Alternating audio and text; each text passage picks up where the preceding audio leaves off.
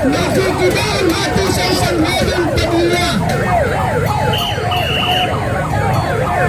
Ang inyong nasasaksihan ay nanggaling sa iba't ibang lugar dito sa Metro Manila at mga karapit na probinsya.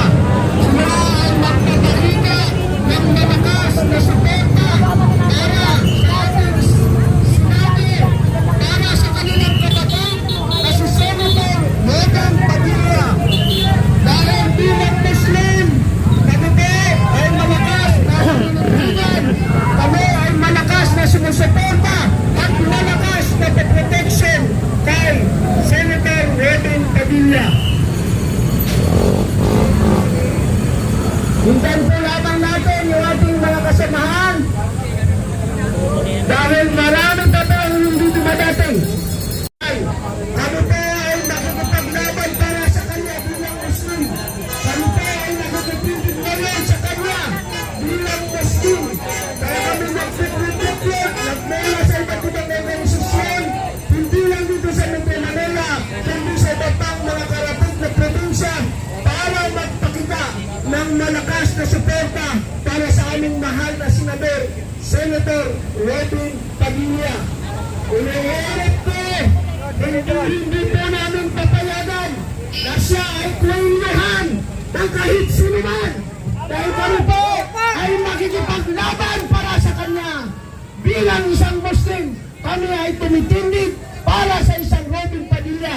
Kung ating maalala, siya ay nagsabi nitong mga nakarang araw. Sabi niya, ang Bangsamoro kailanman hindi sumuko sa mga Espanyol. Hindi sumuko sa mga Amerikano. Hindi rin sumuko sa mga Hapon. Sa kapwa Pilipino pa kaya. Kaya makikita nyo, kami ay malakas na nakikitindig ngayon. Malakas na nagpapahayag ng suporta upang dipinsahan at proteksyonan ang nag-iisang Muslim na senador na si Robin Padilla.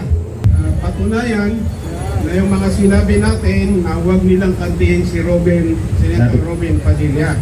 Kasi may mga kapatid siyang Muslim. Kaya alam naman natin yung magiting nating senador ay hindi po yan kumakampi sa mali. At hindi lang Muslim ang tinutulungan pagsasama. Kahit mga non-Muslim, makikita nyo naman, balansin siya. Mahal niya yung mga Christian, mahal din niya yung mga Muslim. Kaya po kami, hindi po kami nagkamali na sinuportahan namin noong 2022 election, national election, dahil naipanalo natin siya bilang number 1 na senador. At siya po ay hindi nagtubili, hindi lang sa kamusliman, kahit sa mga lugar ng mga Christian, siya po ay nakikita natin sa telebisyon na yung tulong niya ay talagang pinapaabot niya. Kaya masama lang ang loob namin na may nagsabi na pwede siyang kuweluhan. Hindi po kami papayag na may pumuli sa kanya kasi nandito yung mga kapatid niyang Muslim. Karamihan po dito, yung mga kapatid natin paling Islam, galing pa yan ng Saudi Arabia para ipakita yung suporta natin sa mahal nating Senator Robin Abdulaziz Padilla. Kaya mga kapatid, ito ay bilang patunay na nagkakaisa po kami. In fact, next week pupunta kami ng Lanao para i-launch din namin yung Protect Senator Robin Abdulaziz Padilla. Hindi ka po nag-iisa. Kung nakikinig man yung kapatid namin, hindi ka po nag-iisa. Mauna muna yung dugo namin dahil sa iyo. Maraming salamat. Marami pa pong leader na gustong magsalita dito. Assalamualaikum warahmatullahi wabarakatuh. Waalaikumsalam. Tawagin ko na si Bae Samira Utong! Magandang hapon po sa ating lahat, Luzon, Visayas, Mindanao. Eid Mubarak. Tayo po ay nag-obserba, mga usultan, press, ulama, ng pagkatapos po ng Feast of Sacrifice, na kinilala po si Prophet Abraham, sa Kristiyano po, na siya po ay muntik nang isakripisyo ang kanyang anak. Ngayon nagdaratingan po ang mga Hajj. Kaya pasensyaan niyo po, press, si Senator Robin ay nag-entertain ngayon ng mga bisita, ng mga pilgrim, at yung mga Marines na nandun kanina yung mga media sa opisina.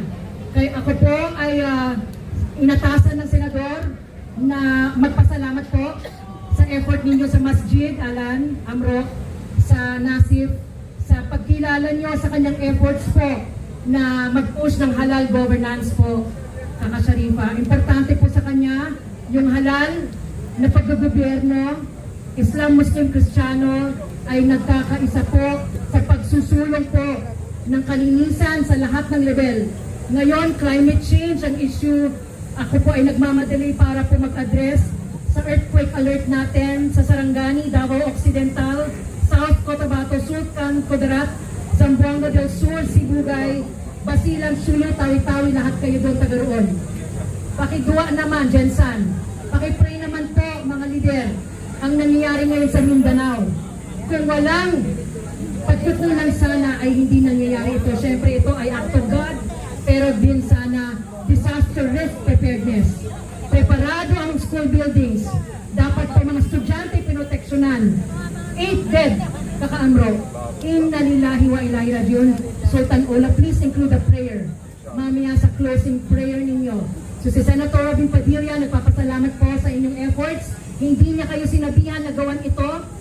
Hindi niya gagawin illegal.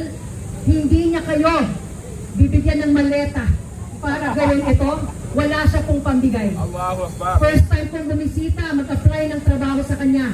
Ang sabi niyang isang kondisyon, bawal contractor dito sa Mira. Kung sasama ka sa akin sa paggogobyerno, bawal lumapit sa akin ng kontraktor, bawal lapit ng mga papel na pang-promote, bawal ang hindi dapat pwede.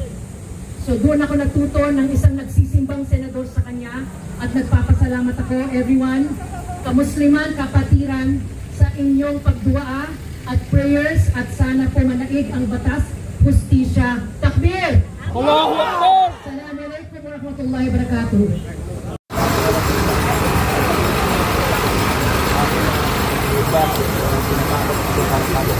Yes, siyempre malaki nakita nating sentiment is online and Facebook. Pero to say na hindi lahat ay nasa Facebook. Siyempre gusto nila pa rin ay sumuporta ang gobyerno sa peace process. Malaking bagay kasi malapit na yung Bangsamoro elections. They want na may attention sa kanila sa Bangsamoro. Hindi masyado yung sa two sides, no? But Senator Robin, ang concern nila is really na siya ay hindi masaktan sa itong proseso ng paghahanap ng katotohanan. Message po sa ating mga kababayan sa kawat-kawat ako dahil sa nangyayari. Ako po ay isang empleyado ng Senado, empleyado ni Senator Robin. 7 years akong war siege victim of Marawi. Wala po kaming politika, sabi nga ni Senator Robin, wala akong kalaban. At naniniwala ako doon, hindi po siya Alan issue or Win Gatchalian issue. Senator Robin as my boss, nakikita nyo, unifier. Issue for federal, issue for children's rights, issue for Mindanao, issue for mga katutubo. So, sana po Pilipinas, as staff, tingnan nyo rin yung mga trabaho ni Senator, yung mga bills nila, kinakailangan natin magkaisa bilang bansa para sa mga batas na kinakailangan sa oras ng mga kahirapan, digmaan sa libat. Daghang salamat po sa ating prayers to Mindanao.